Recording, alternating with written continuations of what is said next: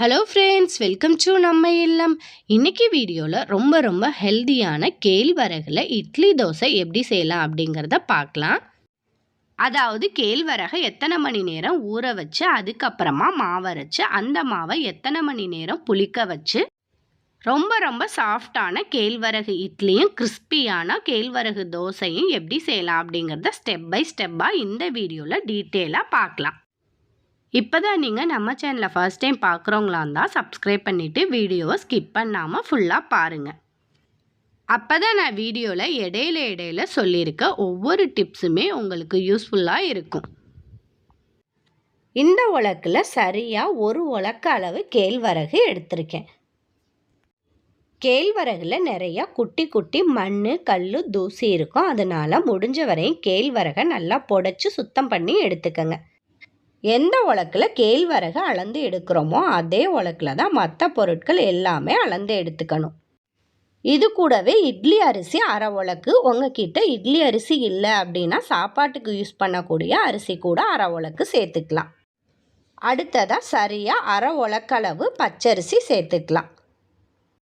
அடுத்ததாக அதே உலக்கிலே நான் வீடியோவில் காட்டுற மாதிரி பாருங்கள், அரை உலக்குக்கு கொஞ்சம் மேலே உளுந்து சேர்த்துக்கலாம்.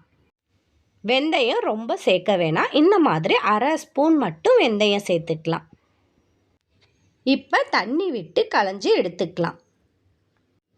பாருங்கள், கேழ்வரகுல நல்லாவே தூசி வரும். அதனால் 4லிருந்து 5 டைம் தண்ணி விட்டு சுத்தமாக கழுவி எடுத்துக்கலாம். இதை அப்படியே மூடி போட்டு மூடி வச்சிடலாம். சரியாக 6 மணி நேரம் இல்லை குறைஞ்சது 5 மணி நேரமாவது நல்லா ஊறி வரட்டும். பாருங்கள், இப்போ சரியாக 5 மணி நேரம் ஊற வச்சேன். நமக்கு இந்த அளவுக்கு பாருங்கள் நல்லாவே ஊறி வந்துருச்சு.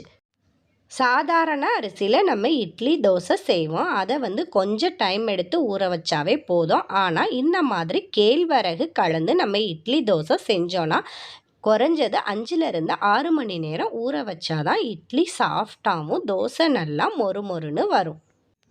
இப்போ மாவரைக்க ஸ்டார்ட் பண்ணிடலாம். கிரைண்டர்லேயும் அரைக்கலாம். நான் இன்றைக்கி கொஞ்சமாக இருக்கனால மிக்சிலே தான் அரைச்சிக்க போகிறேன். மிக்சியில் அரைச்சா நல்லா வருமா அப்படிங்கிற சந்தேகமே வேணாம். நான் நிறைய டைம் இந்த மாதிரி மிக்சியில் மாவரைச்சி இட்லி தோசை செஞ்சுருக்கேன். நல்லாவே வந்திருக்கு. பாதியாக சேர்த்து தான் அரைச்சி எடுக்க போகிறேன். இப்போ இது கூட தேவையான அளவு தண்ணி சேர்த்துக்கலாம். தண்ணி ரொம்ப சேர்த்துறாதீங்க, மாவு தண்ணி ஆகிடும், பார்த்து சேர்த்துக்கங்க. பாருங்கள், இப்போ மாவை அரைச்சி எடுத்தாச்சு. பாருங்கள், மாவு நமக்கு இந்த அளவுக்கு நல்லா நைஸாகவே அரைச்சிருச்சு. நீங்கள் மிக்சியில் மாவு அரைச்சிங்கன்னா இந்த மாதிரி கை விரல்களால் எடுத்து பாருங்கள். மாவு நல்லா நைஸாக இருக்கணும். அந்த அளவுக்கு நைஸாக அரைச்சிக்கங்க. பாதி மாவை ஃப்ரிட்ஜில் ஊற்றி வச்சுட்டு காலையில் தோசை சூட தேவையான மாவு மட்டும் எடுத்து வச்சுட்டேன். இந்த மாவில் தேவையான அளவு நைட்டுக்கே உப்பு தண்ணி சேர்த்து நல்லா மிக்ஸ் பண்ணி மூடி போட்டு மூடி வச்சிடலாம். காலையில் நமக்கு எந்த அளவுக்கு மாவு பொங்கி வந்திருக்குங்கிறத பார்க்கலாம். பாருங்கள், இப்போ காலையில் மாவு நல்லாவே இந்த அளவுக்கு பொங்கி வந்திருக்கு. இப்போ மாவில் கரண்டி விட்டு மிக்ஸ் பண்ணி காமிக்கிறேன். பாருங்கள், மாவு இந்த மாதிரி புளிச்சு பொங்கி வந்தாதான் கேழ்வரகு மாவில் இட்லி சாஃப்டாகவும் தோசை நல்லா மொறுன்னு வரும்.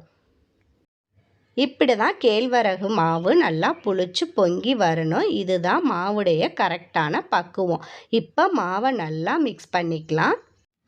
இன்றைக்கி இந்த மாவில் தோசை தான் நான் ஊற்ற போகிறேன். நெக்ஸ்ட் வீடியோவில் இட்லி செஞ்சு காமிக்கிறேன்.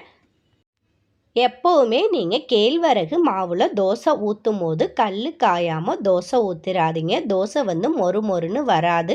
அதனால் கல் நல்லா காஞ்சதுக்கு அப்புறமா தோசை ஊற்றிக்கங்க. அப்போ தான் உங்களுக்கு இந்த மாதிரி கேழ்வரகு தோசை நல்லா மொறுன்னு வரும். பாருங்கள், உங்களுக்கு வீடியோவில் பார்க்கும்போதே தெரியும் தோசை நல்லாவே மொறுன்னு வெந்து வந்துருச்சு. இந்த தோசையை நம்ம திருப்பி போடலாம் தேவையில்லை, அப்படியே மடக்கிக்கலாம். இப்போ நமக்கு ரொம்ப ஹெல்த்தியான மொறுன்னு கேழ்வரகு தோசை ரெடி ஆயிடுச்சு.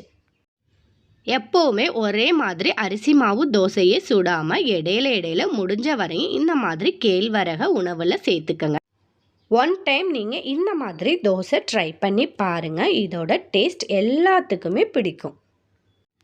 வீடியோ பிடிச்சிருந்தா மறக்காமல் ஒரு லைக் போட்டுருங்க. அப்படியே இந்த வீடியோவை உங்கள் ஃப்ரெண்ட்ஸ் அண்ட் ரிலேஷனுக்கு ஷேர் பண்ணி மறந்துடாமல் நம்ம சேனலை சப்ஸ்கிரைப் பண்ணிக்கோங்க.